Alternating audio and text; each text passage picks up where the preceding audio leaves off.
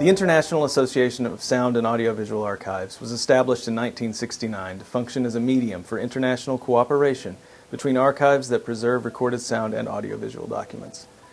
IASA has members from 70 countries representing a broad palette of audiovisual archives and personal interests. We have sections and committees that help address problems across the spectrum of audiovisual content. This includes technical care and handling guidelines, understanding the use and proliferation of audiovisual content, and the great challenges faced by all institutions that hold audiovisual documents.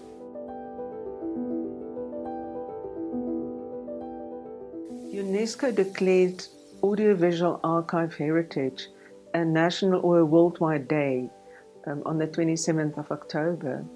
And with that came the indication that AV archives do matter. We've got footage and audio recordings that you cannot find in your normal paper documents, and you have to visit the archive to get first-hand information. So AV archives over the 100-odd years has become increasingly more important than initially thought. For the last 100 years, the conversation around media preservation was largely a conversation about art and culture. And now audiovisual recording is everywhere in modern cultures. The history of the 20th century, from the most ordinary lives to the most extraordinary events, is history captured on audiovisual and recorded sound technologies. Audiovisual heritage matters because it plays a significant part in framing our collective memory of the last century or more. So much efforts and resources have been put into documenting audiovisual resources made up of news, stories, oral histories, and many more. These have triggered social movements, caused national independence, cultural unification, scientific discoveries, as well as artistic creations. The resources in audiovisual archives make us aware of who we are as a people and tell us stories of the past. I should say that referencing the past is very important when we want to move forward as a people.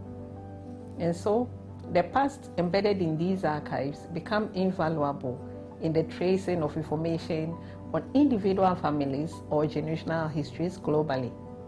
And so, drawing the past to propel the present into the future is very important. It is this wisdom in learning from the past which ensures a strong future.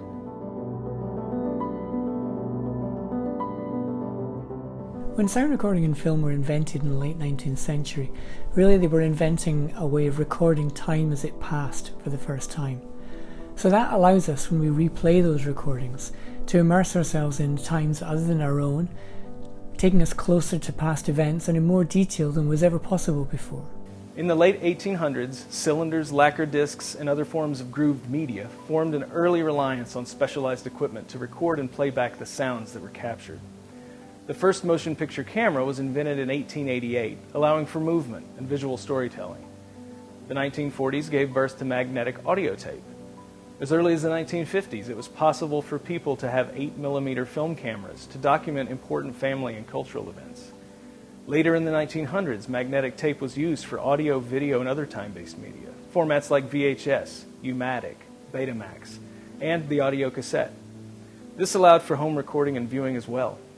Use of magnetic tape began to decline after the introduction of optical media like the compact disc, or CD, which saturated the market in the early 1990s, followed by digital video disc, DVD, and then Blu-ray and 4K optical discs. The new frontier is digital-born and streaming content, which requires significant infrastructure, including media asset management, security and access management, digital preservation, and more. At this point in time, we're facing two serious and urgent threats to our audiovisual heritage. The first is the degradation of many formats. They're literally falling apart on the shelves through age, through the materials they were made from. The second threat, perhaps a greater one in some senses, is the technological obsolescence of the formats. It's one thing to preserve a reel-to-reel tape or a cassette or a disc, but it's another thing to ensure you've preserved the replay system required to access the content. So nobody is remaking professional tape machines anymore. Very few people are remaking the spare parts required to replay some of these devices.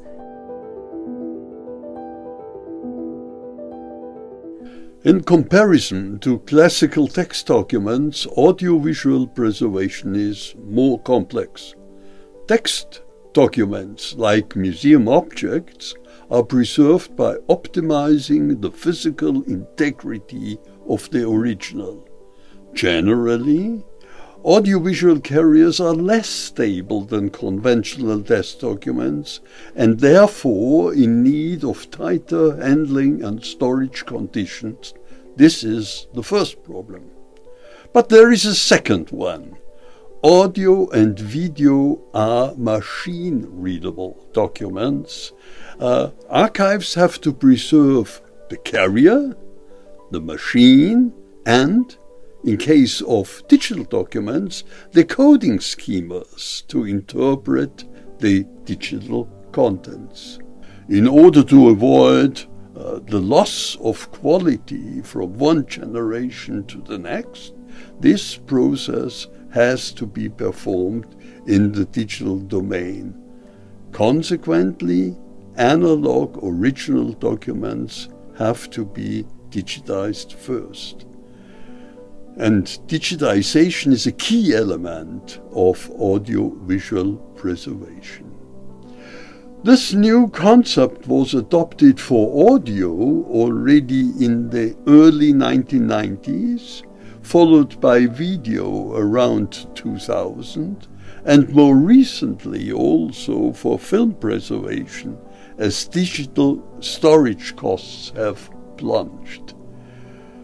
The separation of content from its original has to follow ethical principles, strict methodological rules, and is technically demanding. Nothing must be left behind. Consequently, the Technical Committee of IASA has released altogether 4 standards dealing with the safeguarding of audiovisual documents.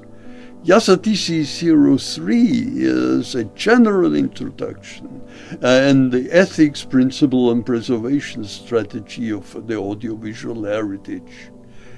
This publication outlines current best practices in the care and preservation of audio documents. This includes handling, digitization specifications, including analog to digital conversion, and more. IASA DC 04 are the guidelines on the production and preservation of digital audio objects. IASA DC 05 relates to handling and storage of audio and video carriers to protect those before they can be digitized. And ultimately, IASA DC 06 are the guidelines for the preservation of video recordings. All these are available as web versions from the IASA website. Some are also available in different languages. General overview on audiovisual documents and their preservation is part of a book recently published about the UNESCO Memory of the World program. And I want to emphasize that international collaboration is key when it comes to audiovisual heritage preservation, as it gives room to constructive dialogue between peoples and cultures and provides a fabric of instruments and approaches to tackle issues on a subject such as audiovisual archiving. Relatively, IASA offers solutions to complex technical problems that could not be solved with the relevant institution's domestic resources alone, as it has put in place the necessary frameworks to help achieve this goal.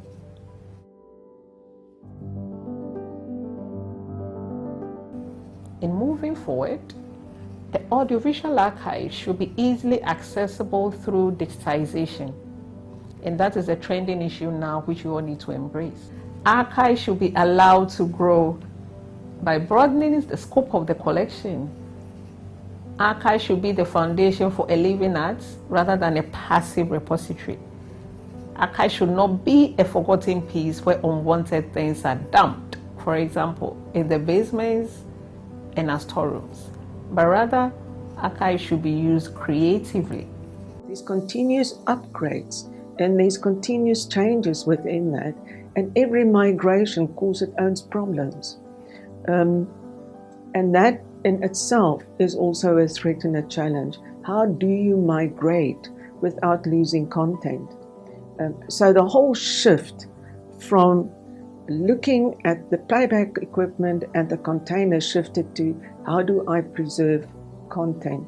And I think that is far more important and relevant than ever before. With that also came where I used to catalog, and at least as I could find it in my catalog cabinets and cards, I now had to look at metadata and how do I build a metadata framework that the whole company can use and where it's easy to access the content. Audiovisual preservationists today are working to save not only major historical events, but also local news coverage, home movies of weddings and family vacations abroad, scientific data, social movements, and more. This work represents enormous challenges. Today's digital media environment is more complex than ever before, and the volume of material that is being recorded is immeasurable. The question of what we can and should save from our collective record with the limited resources that are devoted to preservation becomes a question of social justice and of democratic norms. Who deserves to be a part of history? Whose stories deserve to be remembered and passed on, to be lessons that shape an unknown future? Our collective memory is shaped by what remains. In alignment with UNESCO's mission, preservation and access of our audiovisual heritage should be a sustainable mission, one driven by principles of democracy and the public good.